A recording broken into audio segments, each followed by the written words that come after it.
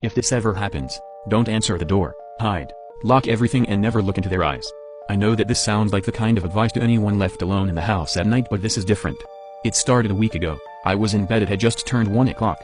I was scrolling on my phone while my wife Steph was asleep. I suddenly had a notification pop up at the top of my phone. Anyone with a video doorbell will be accustomed to this. Motion detected. I normally ignore it as it was either a car coming down the road or a person stumbling back home after a night out. Then the doorbell chimed, the notification followed. There is a person at your front door.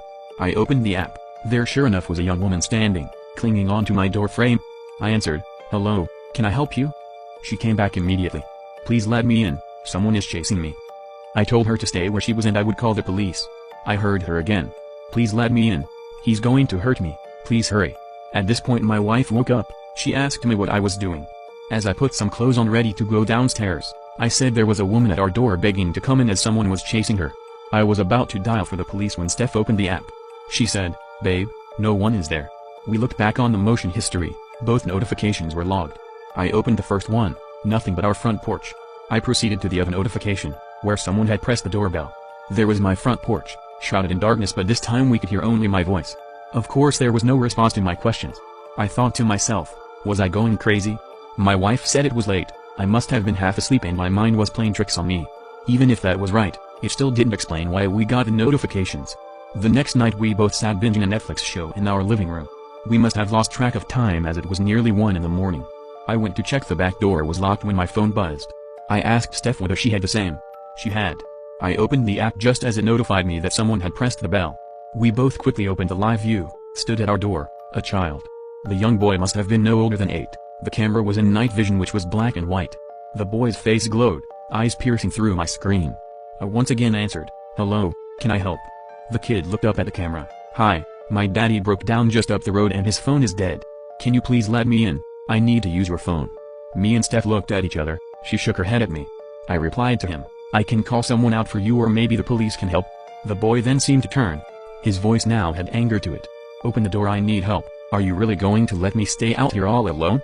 His story had changed. I went back after swallowing my own fear. "Stay there, I will get help." This time I called the police. They came around 20 minutes later. By this point no one was around. We had seen the boy walk off around the corner 5 minutes after I had got off the phone. The officers checked our road and the surrounding area. They found no people, not even the odd car driving around. We both tried to show them the app, but obviously, there was nothing there. The 2 officers were understanding and seemed to believe us. They gave us the department's direct number and told us to call them if anything happens again. We went to bed that night scared and confused. We didn't understand what or why this was happening to us. The next day we decided to get an early night. We made sure everything was locked and the house secure. We both fell asleep early. I was woken up at just gone 1 o'clock to the sound of 2 sets of buzzing from my phone. I ignored these. I just rolled over and went back to sleep. When I looked at my phone in the morning, I opened up the doorbell app. The video playback showed nothing, but I could hear scratching for about 2 to 3 seconds after the apparent press of the bell. I went downstairs and checked the door. 3 sets of 4 deep scratches went down my front door. The anxiety hit me like a tidal wave going throughout my body. I now fear the night ahead of us. 2 nights ago we both had decided to stay up. We were going to put an end to this. We were on edge in our own home and it just wasn't right. The minutes drew closer to that damned time, 1 o'clock. Then right on schedule, the notifications started. I opened the app. Now stood there, one of the policemen. He was one of the officers that was with us the other night. I thought it was strange. It caught me off guard. Steph said that she will look out the window upstairs. We had both said earlier that one of us would look out the window to confirm if someone really was there. I answered the door. "Hello officer, can I help you?" He looked into the camera. "We have an update on the problem you have been having. Can you please open the door?" I felt a sense of confliction come over me. This didn't feel right. I had watched enough police programs and dramas to know they usually have to report to places with another officer. The lack of any police cars also unnerved me. "Sorry officer, I'm sure you can understand the reluctancy to open the door due to our situation." He snapped back. "It's fine. I am an officer of the law and instructing you to please open up. I need to come in and update you." Now I knew something was wrong. His whole demeanor was now completely different to when we spoke 2 nights ago. I watched as his head looked upwards. I heard my wife scream the words, "Oh my God." His eyes. What the fuck? I rushed up the stairs, my feet slipping as I ran. I saw Steph, but she looked petrified. She stared at me blankly and said, "You need to let him in. He will help us." I uttered back, struggling to catch my breath. "We can't. You know we can't." "What did you see? What was wrong with his eyes?" She tilted her head at me, her eyes began to roll upwards. "Let him in. Let Him. In. Her tone started to change, it was turning into a gravelly rasping voice. Her face now full of anger as she screamed at me. Let him in now. I grabbed her and shook her while shouting, Steph, listen to me, snap out of it. She looked back at me dazed and confused. She said wearily, with tears in her eyes, I want to go to bed. I said, only if you are okay. She said she was fine and didn't know what happened.